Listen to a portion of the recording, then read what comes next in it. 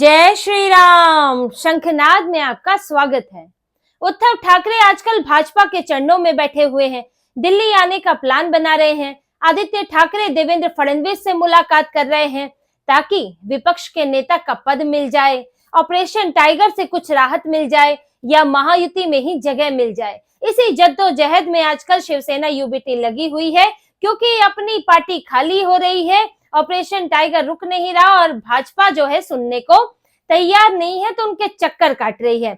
लेकिन अब सीएम फडणवीस ने एक बात साफ कर दी है। उन्होंने अब एक आयोजन में कुछ ऐसी बातें कही हैं जिससे उद्धव ठाकरे को जबरदस्त धक्का लगा है। वो खुद को धक्का पुरुष, झटका पुरुष पहले ही कह चुके हैं, लेकिन सीएम फडणवीस के बयान ने उन्हें अभी तक का सबसे बड़ा झटका दिया है। उन्होंने जो बातें कही उससे ये साफ हो गया कि उद्धव ठाकरे को महायुति में कोई जगह नहीं मिलेगी और यहाँ तक कि भाजपा उनका किया धोखा भूली नहीं है। उनकी की धोखेबाजी, उनकी की गद्दारी को भाजपा ने अभी तक भुलाया नहीं है और उन्हें सब याद है। वो भले ही राजनीतिक तौर पर उसे बदला ना ले, लेकिन उनसे दोबारा धोखा नहीं खाएंगे। और ये बात देवेंद्र फडणवीस ने एक आयोजन के दौरान जब उनसे कुछ सवाल किए गए तो उन्होंने साफ तौर पर कह दिया और उद्धव ठाकरे को एक बार नहीं बल्कि दो बार उन्होंने निशाने पर लिया।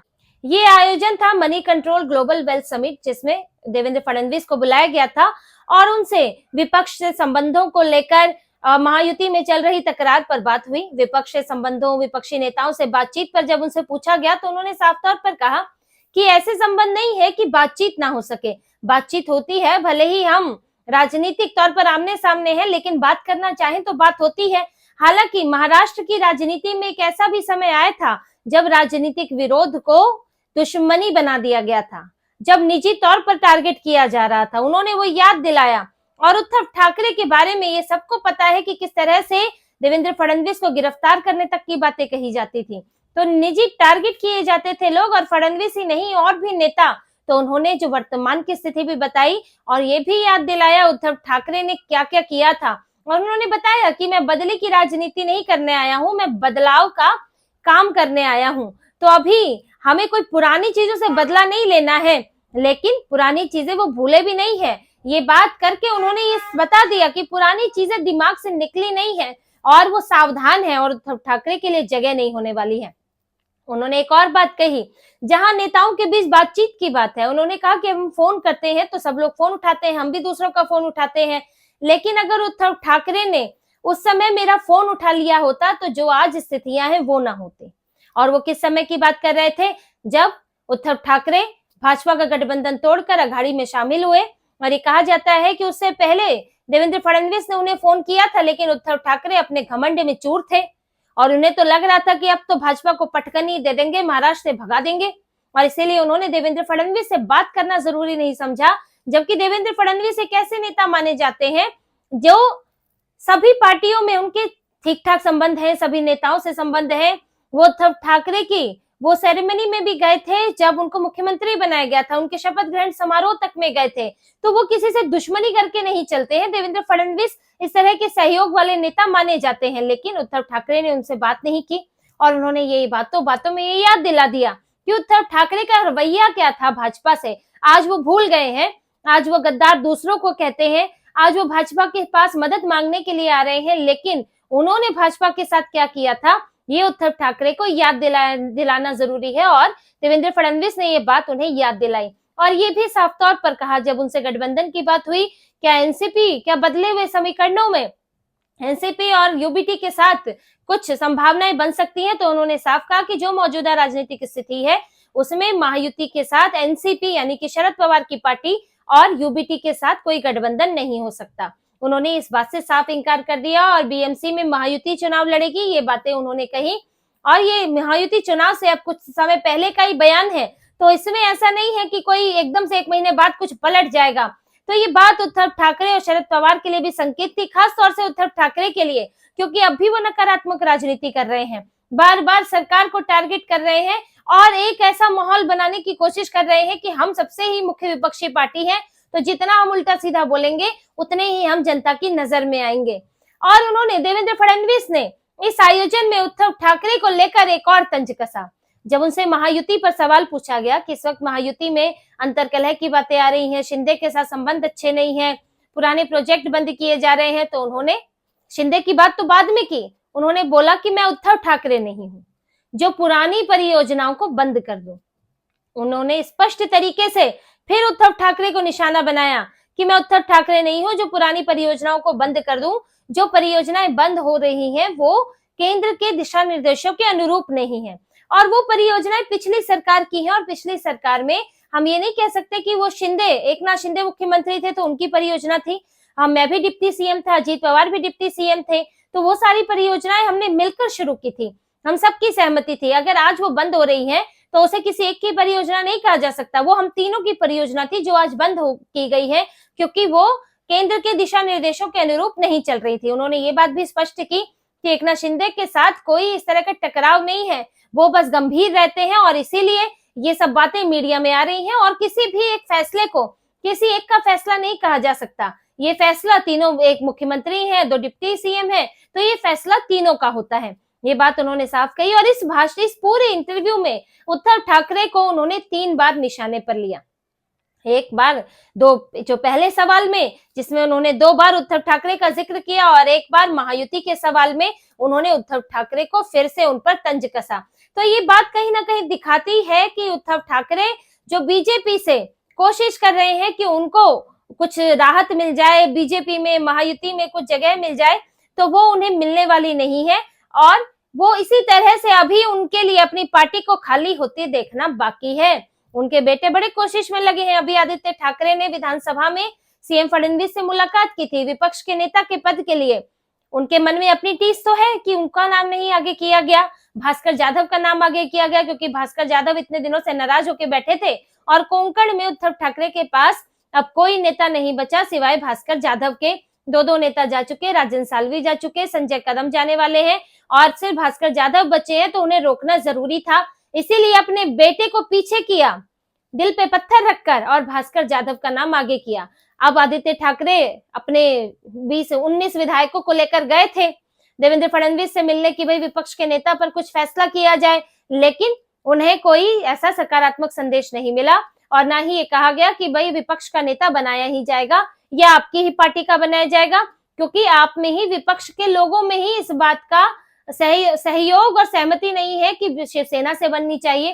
पहले महायुति, महाविकास आघाड़ी के जो तीनों दल है वो किसी एक नाम पर सहमति बनाए, उसके बाद फिर विचार करेगी भाजपा। तो पहले आप अपने अंदर के मसले सुलझा लीजिए। तो वहां से इन्हें कोई सकारात्मक संकेत नहीं मिला। अब उद्धव ठाकरे दिल्ली आ रहे हैं, इधर विधानसभा का सत्र चल रहा है महाराष्ट्र में, लेकिन वो संसद सत्र शुरू होने के बाद 2 दिनों के लिए दिल्ली आएंगे। एक तो उनके सांसदों का उन्हें जाने का डर बहुत सता रहा है, तो आ रहे हैं दिल्ली सांसदों की चौकीदार बनकर। दूसरा, यहाँ पर कुछ मुलाकातें भी करेंगे। अब पीएम मोदी से भी हो सकती है, गृह मंत्री से भी हो सकती है, या जेपी नड्डा से भी मुलाकात हो सकती है। तो कुछ अनुरोध करेंगे, कुछ अपने बेटे के लिए मांगेंगे, कुछ रहम की भीख मांगेंगे कि हमें अब बख्श दे, अब पार्टी बहुत टूट गई, एकनाथ शिंदे को रोक लें हम जो है, या फिर कुछ ऐसे सपोर्ट की बात करेंगे जो कि बिना किसी शर्त के हो, अनकंडीशनल सपोर्ट की बात करेंगे। क्योंकि भाजपा ने ये तो कह दिखा दिया है कि देवेंद्र फडणवीस का जो बयान है कि उद्धव ठाकरे की जरूरत नहीं है, राज्य में तो बिल्कुल जरूरत नहीं है, अगर फिर भी वो सहयोग करना चाहते हैं तो अनकंडीशनल सपोर्ट करें और एक अच्छे विपक्ष की भूमिका निभाएं। तो उसके आधार पर जो विपक्ष को चीजें सरकार के रहमो करम से मिलनी चाहिए वो मिलती रहेंगी, जिसके लिए वो दावेदार नहीं है, लेकिन तब मिल सकती है। जैसे विपक्ष के नेता के लिए इनके पास संख्या नहीं है, लेकिन अगर ये एक अच्छे विपक्ष की भूमिका निभाते हैं, ये नहीं कि हर बात पर लड़ते भिड़ते रहते हैं, सींग अड़ाते रहते हैं, तो ये अगर ऐसा नहीं करेंगे तो विपक्ष के नेता का पद मिल भी सकता है। तो ये सारी चीजें भाजपा की तरफ से है। अब उद्धव ठाकरे अपने लिए कुछ मांगने, हाथ फैलाने जा रहे हैं, तो पूरा इनकी अब निर्भरता जो है भाजपा के ऊपर आ गई है। लेकिन देवेंद्र फडणवीस भूलने वाले नहीं है, धोखा खाने वाले दोबारा से नहीं है। और इस बीच में उद्धव ठाकरे की हालत और खराब हो रही है, उनके नेता जो है और निकल कर जा रहे हैं। अभी तो कुछ नेता, मतलब हर दिन लगभग ऐसा रहता है कि उद्धव ठाकरे की पार्टी से कोई ना कोई जाता है, और अब उनके एक पूर्व विधायक और पूर्व मंत्री उनकी पार्टी से जाने वाले हैं। पूर्व मंत्री उत्तम खंडारे और पूर्व विधायक शिवरन पाटिल वो जल्द ही एकनाथ शिंदे की पार्टी में शामिल होंगे। इसके अलावा 2 जिला प्रमुख और एक संपर्क प्रमुख भी उद्धव ठाकरे की पार्टी छोड़ेंगे और इनके साथ इनके जुड़े हुए कार्यकर्ता होंगे, जो कि अब उद्धव ठाकरे को विदाई दे देंगे और अपना दूसरा रुख कर लेंगे। और यहाँ तक कि बुल्ढाना, वाशिम और सोलापुर जिलों से भी बड़ी संख्या में कार्यकर्ता उद्धव ठाकरे की पार्टी छोड़ने वाले हैं और जल्द ही ये पार्टी तो छोड़ चुके हैं, लेकिन जल्द ही एकनाथ शिंदे की पार्टी में शामिल होंगे। अब उद्धव ठाकरे की पार्टी हर तरह से हर लेवल पर कमजोर हो रही है। जिला स्तर के नेता जा रहे हैं, ब्लॉक स्तर के नेता जा रहे हैं, कार्यकर्ता तक जा रहे हैं, जो सबसे निचले स्तर पर होते हैं, यानी कि ग्राउंड पर होते हैं, जो सबसे ज्यादा लोगों से जुड़े होते हैं। पार्टी की जड़ वही होते हैं जो पार्टी को जमीन पर मजबूत करके रखते हैं। तो कार्यकर्ता, जिला स्तर के नेता, ब्लॉक स्तर के नेता, पार्टी में बहुत जितना ही जरूरी नेतृत्व होता है, उतना ही जरूरी ये निचले स्तर पर पार्टी की जो नीचे वाली लेवल की लेयर होती है वो होते हैं। लेकिन उद्धव ठाकरे की नींव खाली हो रही है। पार्टी में सिर्फ ऊपर के माले बचेंगे, नीचे नीचे की नींव खाली हो जाएगी और इनके पास लोग नहीं रहेंगे जो इनकी रैलियों में आ सके। तो उद्धव ठाकरे इसी से डरे हुए हैं, आजकल इसी खौफ में है, इसी बेचैनी में है। और ये बेचैनी का इनकी स्थिति ये है कि कई मुद्दों पर देर से जाग रहे हैं। एक तो इनके मन में वो है भी नहीं हिंदुत्व को लेकर, क्योंकि वो सिर्फ दिखावे का हिंदुत्व है, अब तो तुष्टिकरण वाले हो गए हैं। और पिताजी से, बाला साहेब ठाकरे से कुछ इन्होंने सीखा नहीं, उनका रत्ती लेश मात्र भी इनमें आया नहीं है। इसीलिए देखिए कैसे जो है अबू आजमी के मामले पर छत्रपति संभाजी महाराज का अपमान किया अबू आजमी ने, औरंगजेब की तारीफें की। लेकिन उद्धव ठाकरे कब जागे?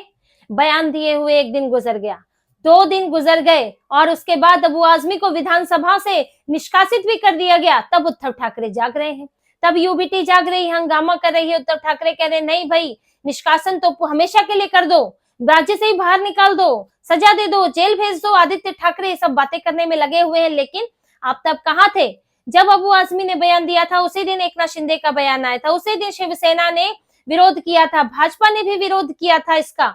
लेकिन ये उद्धव ठाकरे 3 दिन बाद जागे और जब इन्हें लगा कि अरे अबू आजमी पर बोलना पड़ेगा, तो निष्कासित हो गए, मामला बड़ा हो रहा है, हम हिंदू कैसे दिखेंगे, तो जागे।